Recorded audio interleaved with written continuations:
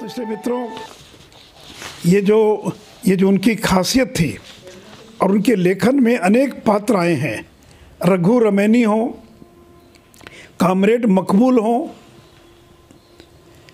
या सुचिता लाल मंडर हो, लुतौ खवास हो, मलारी हो, प्रेम प्रवास दीमाना हो, टमाटर परोपकारी हो, या मटरू की चाची, या चिक बुनने वाला सिरचन, ये सारे पात्र पाठकों को दिखते भी हैं, सुनाई भी देते हैं। ऐसा लेखन किसी और दूसरे का नहीं मिल सकता है।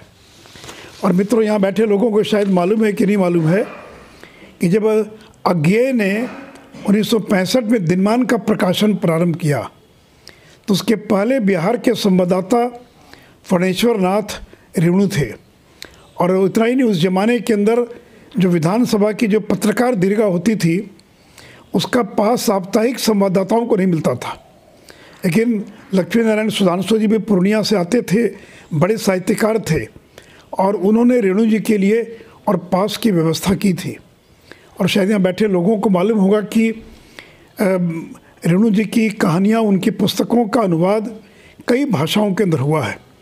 और उसमें एक उनकी अंग्रेजी भाषा में जो अनुवाद हुआ है जिसका नाम है पंच लाइट एंड अदर स्टोरीज़, ये 10 कहानियों का संकलन है जो 2010 में प्रकाशित हुआ, जिसमें लाल पान की बेगम, ठेस, संवदिया का अंग्रेजी अनुवाद शामिल है। और कहते हैं कि एक बार दिनकर जब रशिया गए, रूस गए, तो उनको बड़ा आश्चर्य हुआ कि जब वहाँ के कुछ साहित्यकारों ने पूछा कि रेणु जी को आप जानते हैं, रेणु जी आपकी पार्टी से क्या जुड़े हुए हैं, यानी तो उन्होंने पूछा दिनकर जी ने कि आप रेणु जी को कैसे जानते हैं। तो कहा कि उनकी कुछ कहानियों का मैंने रूसी अनुवाद मुझे पढ़ने का मौका मिला था। यानी फणेश्वर नाथ रेणु की ख्याति पूरे देश और दुनिया में कि किस बड़े पैमाने पर थी, आप इसी से अंदाज कर सकते हैं।